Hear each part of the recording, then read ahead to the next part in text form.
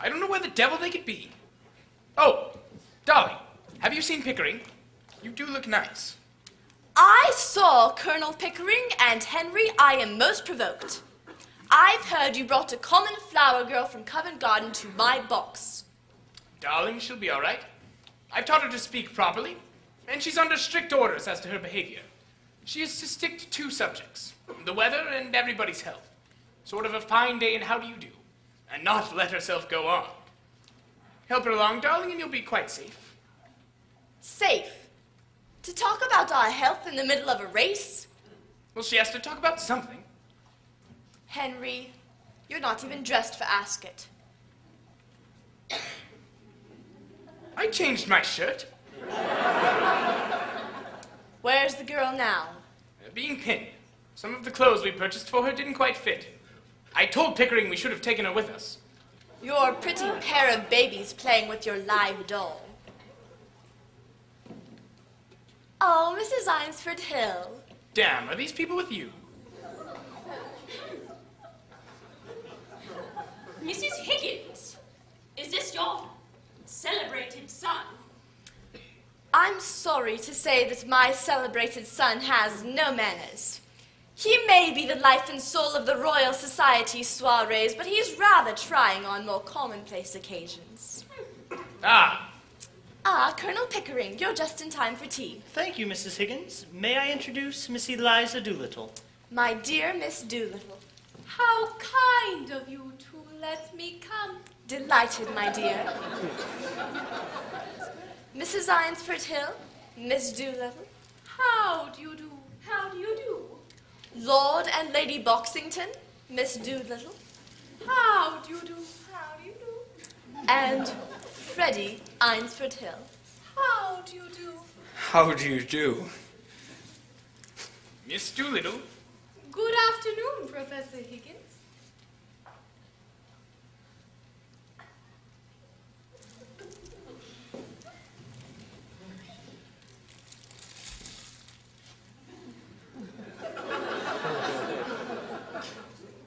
The first race was very exciting, Miss Doolittle. I'm so sorry you missed it.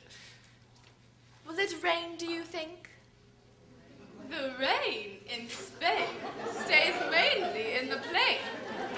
But in Hartford, Haverford, and Hampshire, hurricanes hardly ever happen.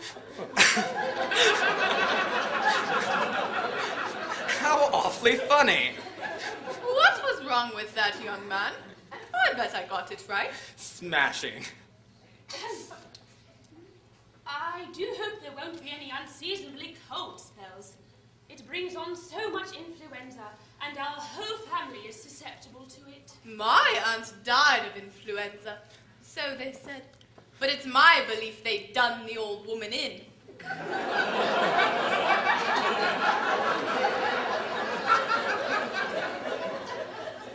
Done her in? Yes, Lord love you. Why should she die of influenza when she come through diphtheria right enough the year before?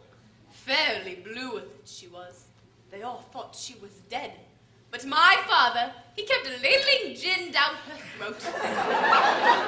Then she came to so sudden that she bit the bowl off the spoon. Dear me. Now, what call would a woman with that strength in her have to die of influenza? And what become of her new straw hat that should have come to me? Somebody pitched it. And what I say is, them as pitched it done her in. That's the new small talk. To do a person in means to kill them. Oh, but surely you don't believe that your aunt was killed? Do I not? Then she lived with would have killed her for a hat pin, let alone a hat. But it can't have been right for your father to pour spirits down her throat like that. It might have killed her. Not her. Gin was mother's milk to her. Besides, he's poured so much down his own throat that he knew the good of it. You mean that he drank? Drank? My God, something chronic. Here, what are you sniggering at? The new small small talk. You do it so awfully well. If I was doing it proper, what was you laughing at? Have I said anything I oughtn't?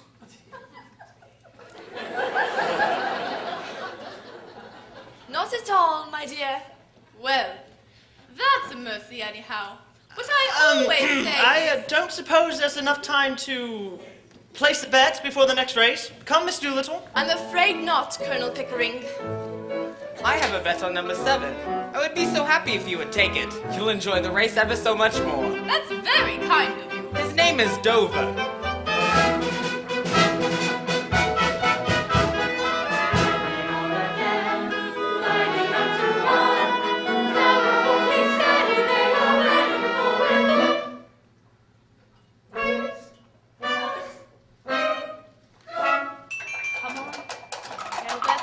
Come on, Dover! Come on, Dover! Move your bloomin'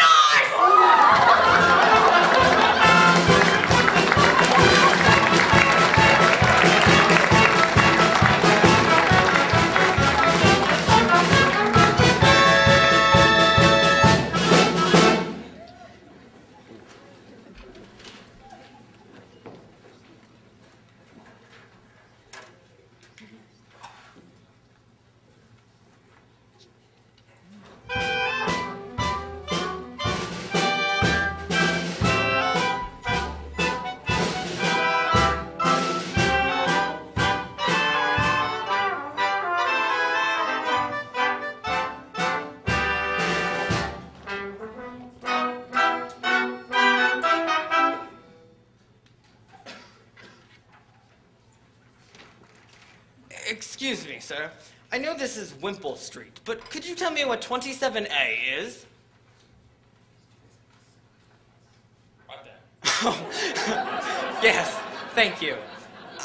Excuse me, are those for sale? Yes, sir. Shilling? Here. Thank you, kind. Isn't it a lovely day?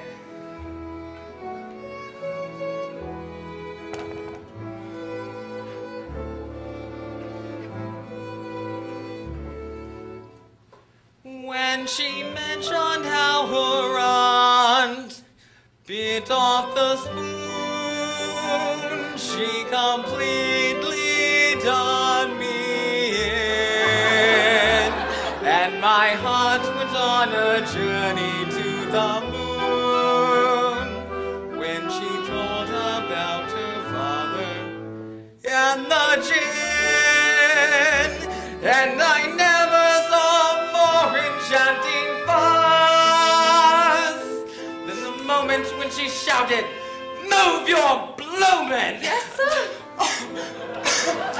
Excuse me, is Miss Doolittle at home?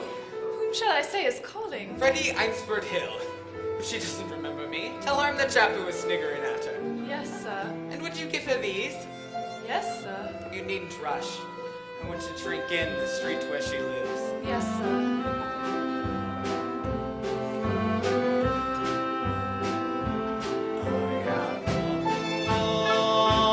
Down this street before, but the pavement always stayed beneath my feet before. All at once there by several stories I, knowing I'm on the street where you live. All their lilac trees in the heart of town. Can you hear a lark in any other part of town? Does enchantment pour out of every door? No, it's just on the street where you live. And no, the towering feeling, just to know somehow you are near. The overpowering feeling that any second you may suddenly appear.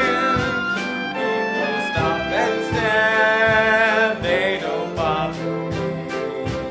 For there's nowhere else on earth that I would rather be. Let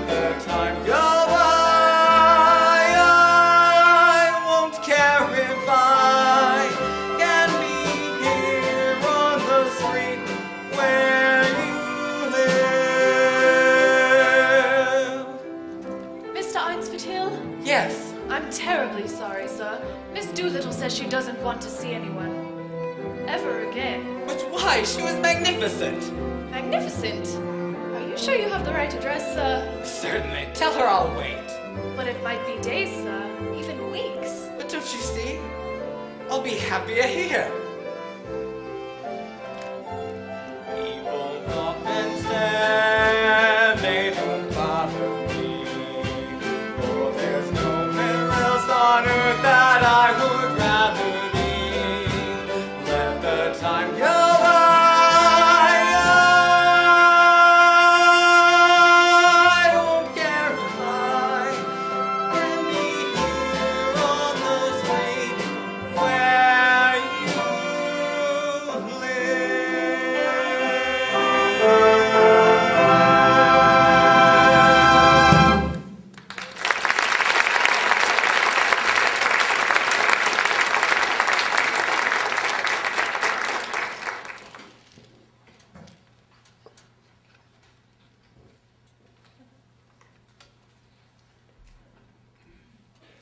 Higgins, if there's any mishap at the embassy tonight, if Miss Doolittle suffers any embarrassment whatsoever, why, it's on your head alone. I've been begging you to call off this experiment ever since Ascot. Eliza can do anything. Suppose she's discovered, or suppose she makes another ghastly mistake. There won't be any horses at the ball, Pickering. Think how agonizing it would be. By Jove, if something happened, I don't know what I'd do. You could always rejoin your regiment. Come, Higgins, this is no time for flippancy. The way you've driven that girl the past 6 months has exceeded all bounds of... Higgins, stop pacing up and down. Can't you settle someplace? Have some port. It will quieten your nerves. I'm not nervous. Where is it? There, on the desk. Mr. Higgins, the car is here. Thank you, Mrs. Pierce. Are you helping Eliza? Yes, sir. Help her indeed. I bet the damn gown doesn't fit. I told you not to trust those French designers. You should have gone to a good English store where you knew everyone was on our side.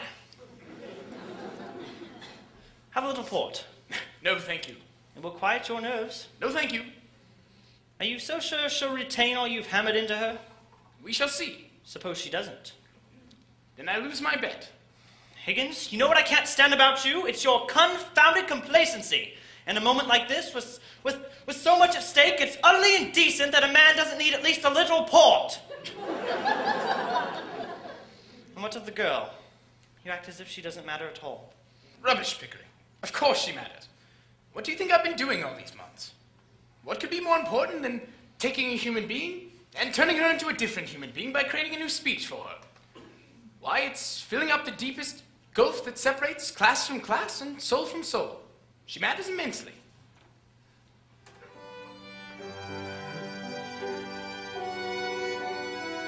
Miss Doolittle, you look beautiful. Thank you, Colonel Pickering. Don't you think so, Higgins? Not bad. Not bad at all.